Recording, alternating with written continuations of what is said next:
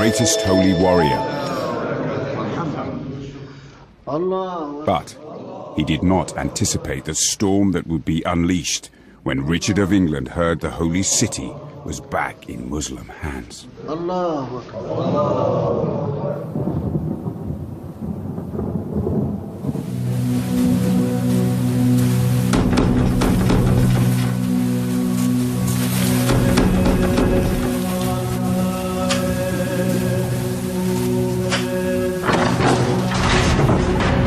The loss of Jerusalem was a disaster for Richard and the Christians in Europe. The Pope immediately issued a decree. Jerusalem was to be recaptured at all costs. In Christianity's darkest hour, Richard prepared to take on Saladin. Richard would have heard the name Saladin many, many times. He would have known of Saladin's huge success as the leader of the Muslim world.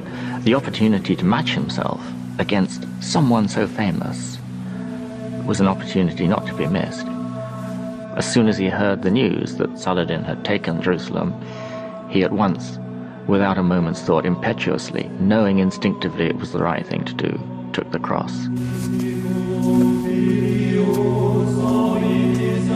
Richard received a fabric cross that all crusaders pledged to wear until Jerusalem was back in Christian hands.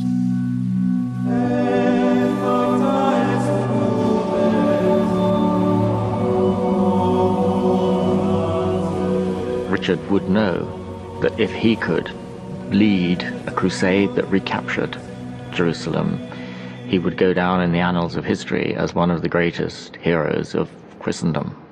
This was his time.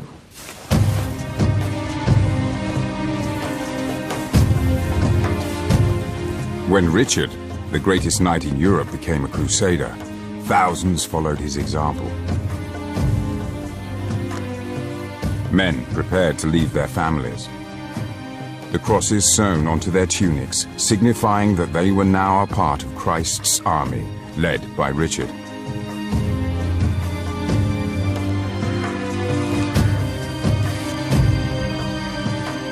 Men who had never left their villages would travel 2,000 miles to join him in the fight for Jerusalem.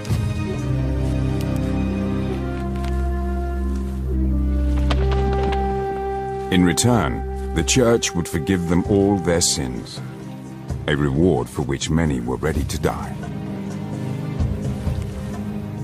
Crusaders embarking for the Holy Land must have felt an enormous mix of emotions. They were leaving their wives, their families. They themselves were going into the unknown. They were going into lands that they hadn't seen or experienced before. They knew from previous crusades you probably had a 1 in 3 chance of dying or not coming back. So great fear, and also a sense of moral right. They felt crusading was a good purpose.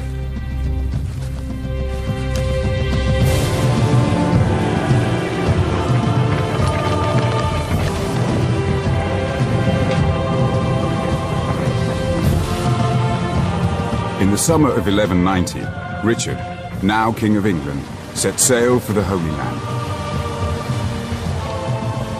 Richard had spent a fortune on provisions. It was said he would have been prepared to sell London to aid Jerusalem.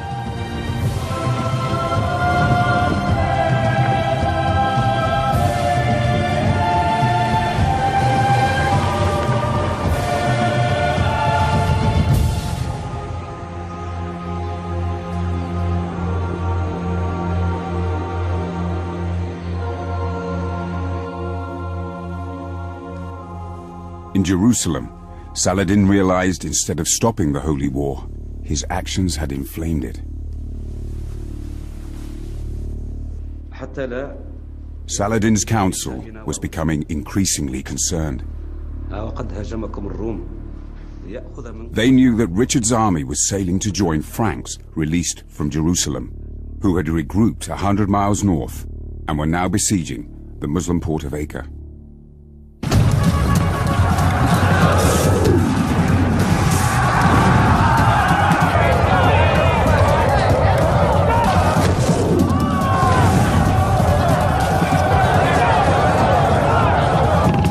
Acre was the key port in the eastern Mediterranean. If the Christians could seize it, they would secure a bridgehead into the Holy Land.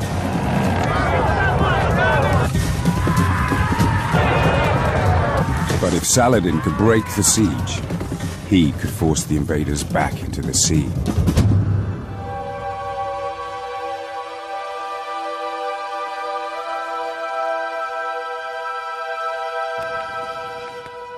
When Saladin arrived at Acre, he ordered his army to surround the Christian besiegers. But the Crusaders were too deeply entrenched for him to win another dramatic victory.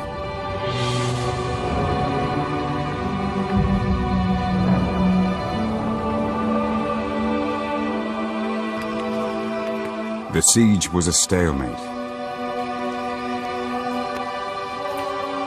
Now Saladin decided to starve the Christians into submission.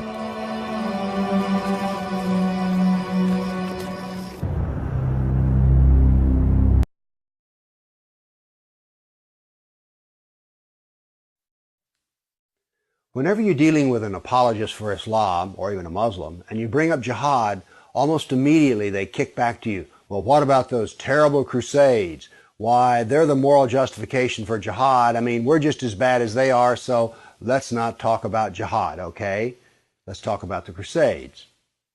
Well, what I would like to talk about here are facts. And it turns out I sat down and put together some work, and I created a database of some 548 battles that Islam fought, jihad battles against classical civilization. And these aren't even all the battles. It really doesn't say much about Africa and India, Afghanistan and all that. It's primarily the battles against the classical civilization of Rome and Greece. So, 548 battles is a lot, and it's too much to even comprehend.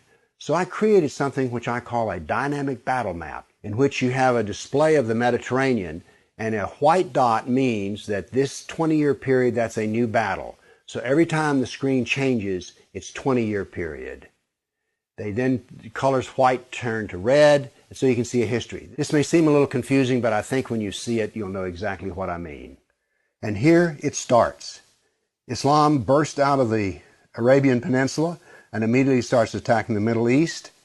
And notice that it doesn't take long until they're crossing the Mediterranean and attacking southern France and Spain. Notice something here. Most people think of Islam, they think of Arabs, they think of desert, and yet here we see that Islam is projecting power throughout the Mediterranean. Notice how the little islands of the Mediterranean are getting hammered. The navy of Islam would attack coastal towns, kill, rob, rape, and then take slaves. So this whole battle map, as it unfolds, you're seeing slaves being taken. Over 1 million slaves were taken out of Europe into the Islamic world. That's something you don't think about much, but it's absolutely true. There were over 200 battles fought in Spain alone. And we also see, however, on the east coast in Turkey, that Islam is trying to break into Europe. Now, what's going to happen is, in Spain, this ongoing fight that lasted for 400 years, the Christians are going to push back the Muslims. But now then, what has happened over in the east is that Constantinople has fallen, and now then Eastern Europe is getting hammered. The jihad now comes to Eastern Europe. It's pushed out now of Spain. Northern Africa is now completely Islamic. The Middle East is completely Islamic.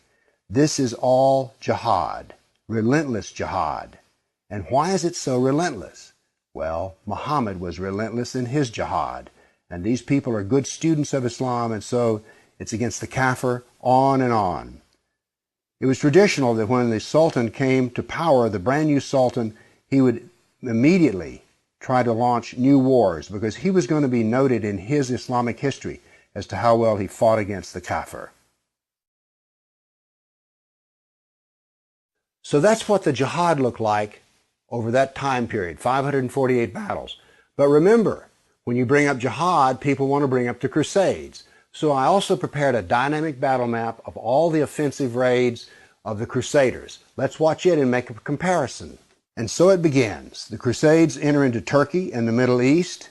Battles go on, but aren't there far fewer than you thought there might be? And here we go. The last battles are fought, and that is the end of the Crusades. So now then we can talk about some facts. Yes, there were Crusades, but notice they ended centuries ago, and jihad is being practiced today. Jihad has been with us for 1,400 years. There is no comparison between jihad and the Crusades, certainly not a moral comparison. And when you're looking at the Crusades, remember, in one sense, all of the Crusades were defensive wars. Why? Well, as we saw on the first jihad map, it was Islam that came out of Arabia and conquered the Middle East, a Christian Middle East. And so the Crusaders were trying to free their Christian brothers and sisters from jihad. So there's no moral comparison at all. The motivation of the Crusaders was to free Christians. The purpose of jihad is to enslave the kafir. So the next time you hear somebody talk about, oh, those dreadful Crusades, you've seen some facts about the matter. Why don't you pipe up and tell them you know, you don't really know the matter.